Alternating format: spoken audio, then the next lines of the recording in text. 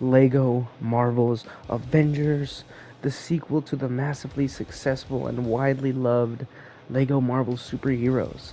Now, this game, it had a lot to live up to, okay? Its predecessor set the foundation for what a great Lego Marvel game should be. It was a lot of fun, it was true to the source material, it had an awesome original story with a fucking kick ass post game. And it featured plenty of iconic heroes and villains. It was plain and simple. If you loved Marvel, you were going to love this game. Now, does this sequel live up to the hype? Sort of yes and no, mostly no. Now, I said this game was a sequel, and it is, but it also isn't. You see, Lego Marvel Superheroes was a game that took inspirations from the Marvel comics, TV shows, and movies to create an original story with its own take on the Marvel Universe.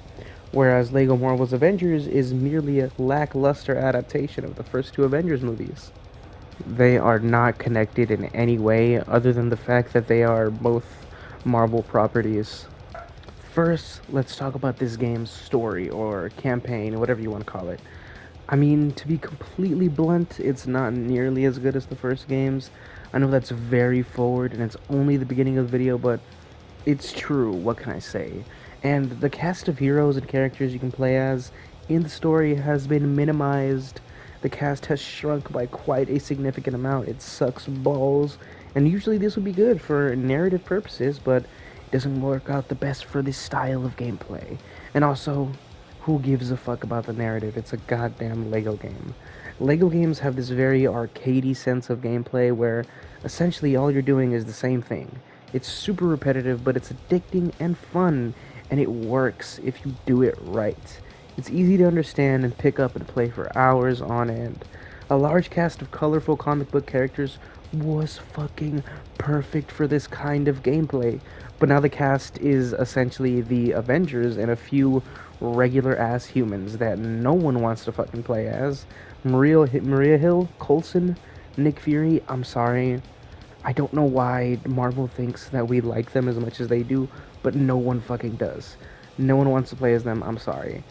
You have to play with them for entire sections or even levels, and it's just not fun, especially compared to the other Lego games. They even added a shield character, Agent Williams, to fill in space when canonically in the scene there's only one person.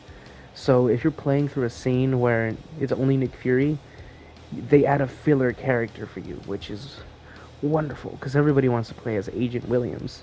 This game has other lame ass human characters to play as, but I don't even want to mention them. They're so fucking forgettable. This cast is essentially what we had in the first game, but less. Like we already had all of this and more. So when it's taken away from us in the sequel, I'm gonna whine and bitch about it. And yes, I know why a big portion of the cast is missing. It's because it's an MCU tie-in game. We can't have any Fox or Sony Marvel characters in this game. And this game being limited by the fact that it's tied to the MCU is one of people's biggest fucking problems with it. It really limits it in a lot of ways, but I'll get into that throughout the whole video. As far as the story goes, it's just a retelling of the films, and I mean, there's really nothing much to it past that. I wouldn't say that it's worthwhile either. There's no reason for you to experience the story here rather than just watching the movies. Obviously, the original will always be better, but god, there is just nothing to this story. Not even a little bit. It's even the exact same lines from the movies, and I mean the exact same. The clips of audio are cut straight from the movies and imported into the games. They're not even re-recorded. But you know what? A lot of movie tie-in games do that, so I don't know what I'm talking about. And it sounds like dog shit. The quality is awful. The voices from the actors also do not match up with the minifigures at all. They seem 10 times more lifeless in this game than they did in the first one. I know I'm complaining a lot, but the cutscenes actually aren't all that bad. Most of that was just nitpicking. They can be kind of funny and still have some of that classic Lego gag humor, but they just got some problems. Now, the gameplay, I will say, is a slight improvement over the previous game, and when I say slight, I mean slight. There's not much to expect from Lego combat, but now we have finishers and team-up moves. The finishers are kind of cool, but they're honestly really useful because in this game, some of these enemies can be fucking damage sponges. That's one thing I've noticed as opposed to the previous game and honestly just older Lego games, is that the enemies are much beefier in this game. But I think this is more so a product of the Lego games changing over time than a real problem with this game. I mean, you go back to Lego Batman game, the first one, and you punch enemies once or twice. You send those motherfuckers flying across the screen. You remember that shit? It really all depends on what you prefer, and to be honest, I might prefer the OG combat just slightly. Sure, the finishers are cool, but there's not nearly enough variation to keep you entertained, especially since they feel so mandatory. I mean, most enemies you kill will be through a finisher just because they have so much more health than before. The team up moves are honestly the coolest part about the game, though. Take two of any of the Avengers you'll be playing as in the main story and press circle when you see the prompt. It'll play unique animation based on what two heroes you're playing, and each couple of heroes has more than one distinct animation. These are plenty versatile and probably what keeps the gameplay most interesting. There's also new gameplay sections where you circle around one area and play a flying shoot 'em up arcade style game.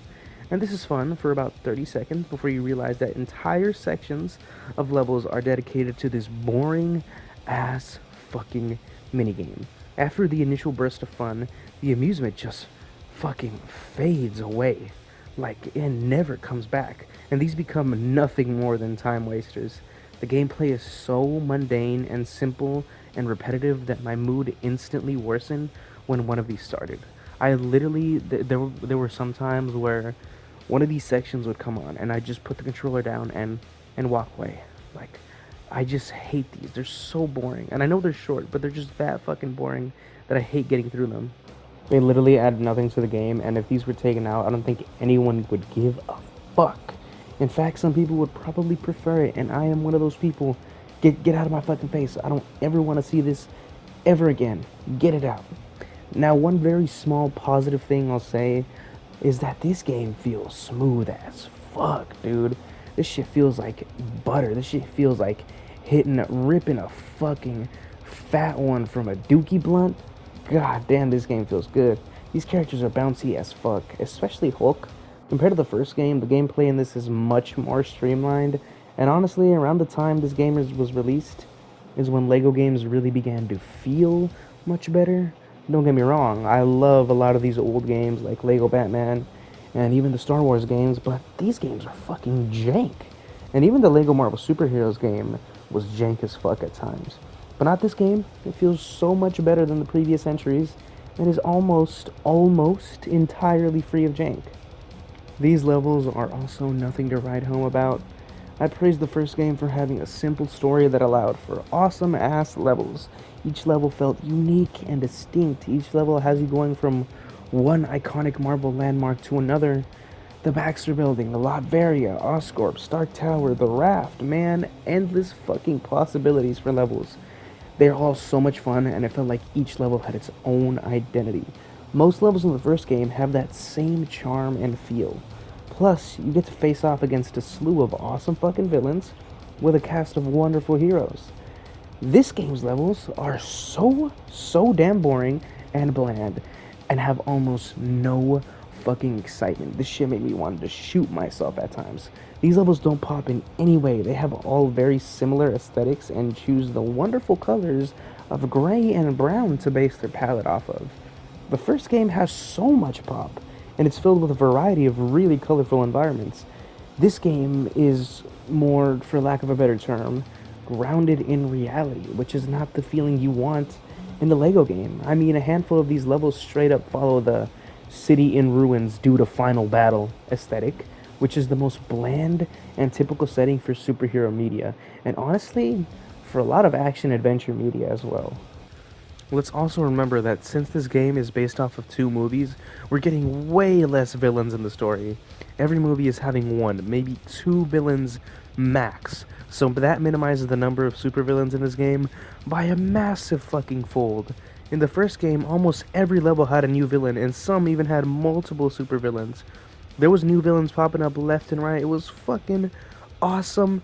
Every level paired a villain with a Marvel landmark with so much finesse And it was so creative and fun, and the best way to describe some of these levels is that they would make wonderful comic book covers. Fantastic Four face the Green Goblin in Latveria.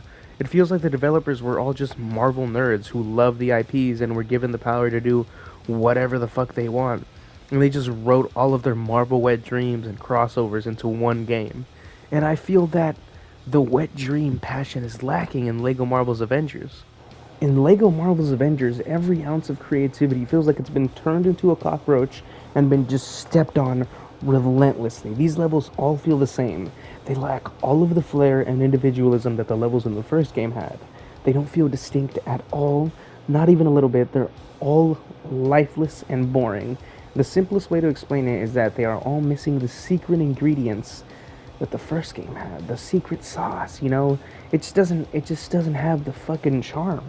And this game does have a few unique levels, the Iron Man 3, the Thor 2, and the Captain America 2 levels, but those are hit or miss. Well, mostly miss, if we're being honest. Especially the Thor the Dark World one. It is so unbelievably boring and lifeless, and I hate it so fucking much. I don't know why these developers think that I want to play as Jane Foster. Why would I want to play as Jane Foster in this level? Why do I want to play as a regular human? If you're gonna make me play as Jane Foster, make her Thor. I don't want to play as regular ass boring fucking Jane Foster for a third of this level. Are you fucking kidding me? Fuck that shit. So at least that level definitely captures the same magic that Thor the Dark World had, because they both fucking suck balls. There is one level that I like though, and it's the level where you can play through Captain America's origin story in his first movie. It's the boxing scene in the first Avengers movie. You play through the flashbacks as Bucky and Cap chasing down Red Skull and Arnim Zola, and you get to scale this enemy base and fight all these Hydra goons, and it's got this cool black and white filter on it, and it's the only level in this game that even comes close to the comic book haphazardly level design of the first game. If they had more levels like this, it would have been immensely better. You guys have a lot of material to work with here. I don't know why limiting yourself to these two movies felt necessary. I personally would have liked to see the other movies in the MCU get some love. They did a little bit, but that was just in lackluster levels. Now, the first game is the complete opposite of this shit. I mean, playing the first game is like spending a day at an amusement park, where each level is like a different ride. It just always felt like something different was going on, and that the game was keeping you engaged just because you wanted to keep seeing cool shit. This game is tailor-made for Marvel fans, and if you play it, you'll have a fucking blast. It feels like one big crossover event where all your favorite heroes team up to stop a seemingly insurmountable foe. The first game captures the magic of Marvel comics and media so well, and it's essentially a love letter to Marvel fans. And I would say that the MCU feels like this in some way too, especially in like with the Avengers movies. It has the same exact charm, but I don't think that this game has it at all. It just feels like a half-assed adaptation of two movies that are technically already adaptations themselves. Now, all things considered, this game's campaign isn't actually all that bad. I know I've been shitting on it a lot, but in reality, it's just average. What really makes this game feel as lifeless as it does is comparing it to the first game, which in my opinion is a fine way to judge a sequel. But if we look at this as a standalone game, which technically it could be viewed that way, then it's honestly not that bad, but also not that great. It could definitely be much worse, but it just felt dull and unimaginative to me. Now, fair warning, this video is about to make a complete fucking 180. Yes, I feel that this game's story is kinda boring, but in contrast to that, the post-game fucking kicks ass. And if you don't know the post-games and LEGO games of this era, they become massive fucking collectathons with hundreds of collectibles, literally hundreds, I'm not joking, to gather in an open world. And dude, this post-game, seriously, is so fucking sick. It is so much fun. It basically took everything that the previous game had and just made it so much better. Exactly like a sequel should be doing. The first game had the open world New York City with tons of shit to do in it, and guess what? It's back, and in this game, it's fucking beautiful. Just look at that sunset. Oh my god. And there's more. This game added 7 other smaller hub worlds for you to explore as well. 7 fucking hub worlds. Now, granted, these all have varying levels of excitement and fun to them, but that's still a lot of fucking exploring you can do. You've got the Shield base, Tony Stark's fucking house in Malibu, Hawkeye's farm, Asgard, Washington D.C., Sokovia, and South Africa, plus the already established Manhattan. Now, honestly, I think putting South Africa here is kind of a stretch. It's an Age of Ultron for a very small portion of the runtime, but I don't really give a fuck. It's more content, even if it is a little empty. Quite literally. I mean, look at this shit. There's nothing here. Man, but giving you this much freedom is crazy, and even if some of the locations aren't as exciting as others, they compensate. There's valuable collectibles everywhere, so going to every one of these is definitely worth your time in this game. There's a shit ton of gold bricks to collect, races to partake in, and most importantly, characters to acquire. Going to these places is something you want to do. It doesn't feel like a hassle. They also have unique side missions with characters you can't find at other locations. And most importantly, these hub worlds have something that the main story levels lack: a sense of identity and distinction.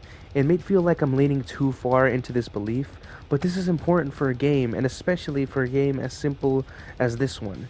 And these open worlds fucking nail that. They all feel easily distinguishable from one another, which I know feels like the bare minimum, but I'm taking what I can get here, especially with the story being the way it is. You pick most of the levels of the story, and I can't really tell you the difference between the two at first glance. Like I said, brown and gray. No one wants to see brown and gray, motherfucker. Some of the collectibles in this game are also themed towards the location. Plenty of Thor characters to collect in Asgard, and plenty of Iron Man characters to collect in Malibu, which is a nice touch. And most of these hub worlds, honestly, can be more fun to traverse than New York. I mean, sure, there are less exciting ones like the Shield base, but those are few and far in between. Now, don't even get me started on the fucking character roster. Holy shit, it kicks fucking ass in this game.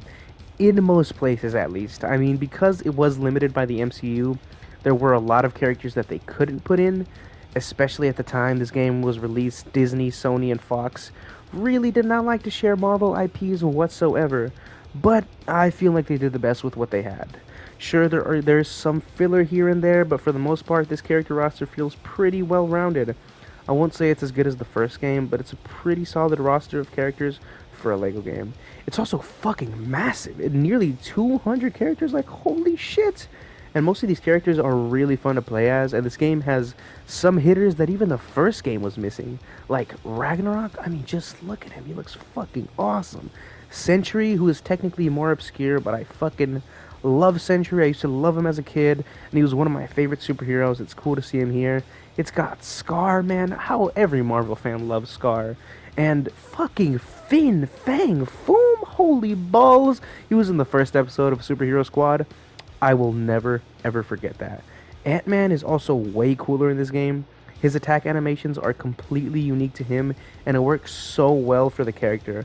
But without a doubt, the character who got the most love in this game, and probably the best character in this game, Tony motherfucking Stark.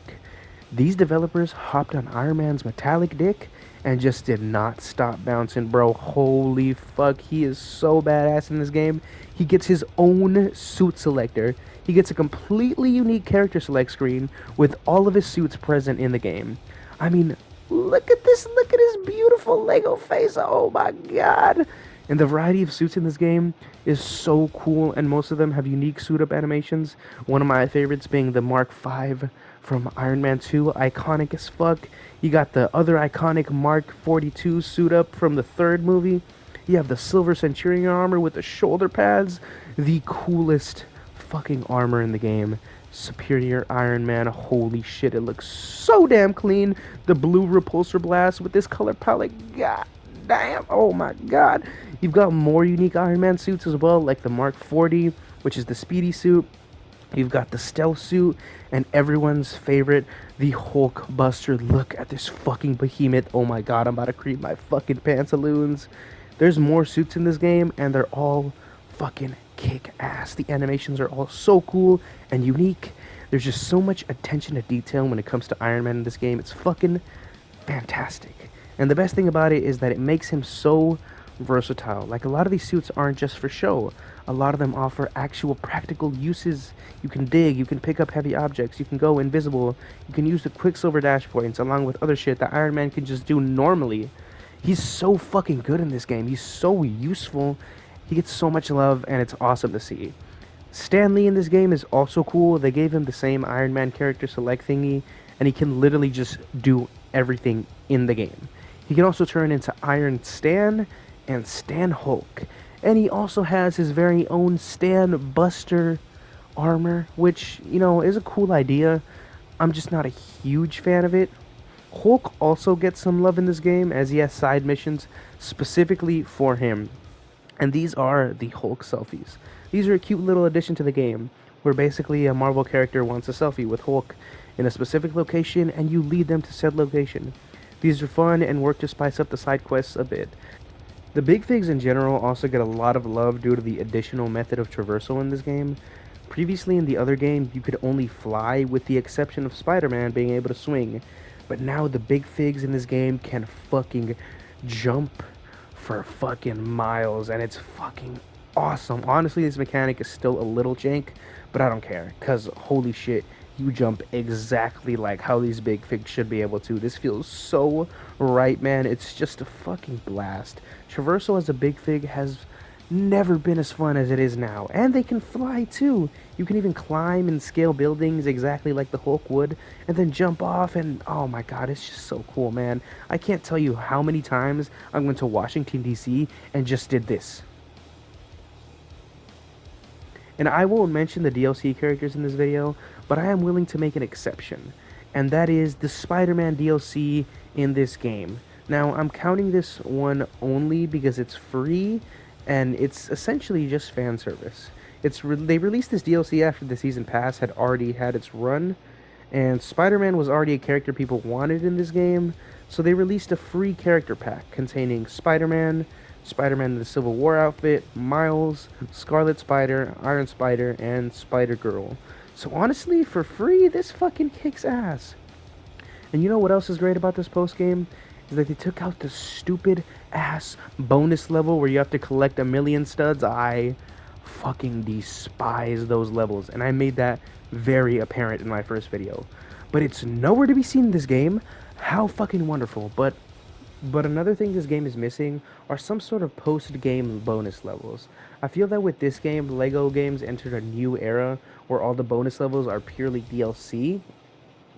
But this game doesn't have anything at all like the Deadpool bonus levels from the first game, and I really miss those. Those were a lot of fun, and those Deadpool side levels were more fun to play than most of the main story in this game. Now, I don't have much else to say about this game other than it's a weird sequel. Half of this game is much worse than the first game, and half of it is also a lot of fucking fun. I think as an overall package though, it's pretty good. Once you get through the slog of the campaign, the game opens up a lot, and you're given a lot of freedom to do whatever the fuck you want. Altogether though, the first game is better than this one as a whole. The first one is also more memorable, which is very important to any piece of media. If you put a gun to my head and said choose the better game, I'm choosing the first. I'm sorry. I do think this game has the potential to be the greatest LEGO game ever made though. If this game got a sequel, I'd say it could be near perfect. Hear me out now. Imagine a game just like this, but covering the Infinity Saga, everything after Age of Ultron. Wouldn't that be sick as fuck? Picture it. And it could be in the style of the LEGO The Skywalker Saga, with different gameplay than most other LEGO games, changing the formula. Plus nowadays, the game would look and feel so fucking clean. It would fix all the problems that this game had with the campaign. Assuming that this game would take place mostly in the last two Avengers movies, you'd have a way bigger roster of characters to choose from, with so much more potential for unique and fun level design. The environments would be awesome, and with the source material being these two movies, these levels have the same level of excitement, or they would have the same level of excitement and imagination that the first game had, or honestly even more. Fighting Thanos on Titan would be so fucking awesome. Considering all the wacky, crazy shit he does with the power of the stones, that would be a fucking sick-ass boss fight. And the open world could also be essentially the same thing, but just on a bigger scale. Just take the same shit you did with this game and upgrade it. Add more locations like Titan or Wakanda. We could also have more post-game bonus levels and have those levels that be dedicated to certain movie franchises within the MCU. I mean, there's so much more of it now that you're given so many different characters to work with and so much content in general. Plus, nowadays, Marvel has the rights to their IPs back. Now we can have Spider-Man, X-Men, and the Fantastic Four in an MCU game. I never thought I'd be able to say that. This game just sounds like a dream come true, and it feels like this is what this game is meant to be, but it was just released too early. It should have been made later. But in this time and age, a game like the one I've just described would be perfect for me, and I think a lot of other Marvel fans would love a game like this as well. However, it's not very likely we'll ever get a game like this, and now it's even more unlikely because I know Warner Brothers is pushing more towards their end of the turf. They'd rather make games with the IPs that they own the rights to, which, I mean, I get. They're drifting from Disney-owned IPs like Star Wars and Marvel, and supposedly there's a canceled Disney game that was scrapped after 4 years of development. They want to stick with their Lego DC games or the upcoming Harry Potter game everyone says that they're working on, which I understand. But I just think that would be an amazing Marvel game, and it's sad knowing that the game will forever be but a mere afterthought in the minds of TT Games. How sad. But thank you for watching. If you stuck to the end, you're awesome, you're incredible. Please go watch my other videos if you want. I won't force you. But thank you so much. I'm gonna go ahead and drink this fucking awesome blueberry smoothie. Goodbye. Peace.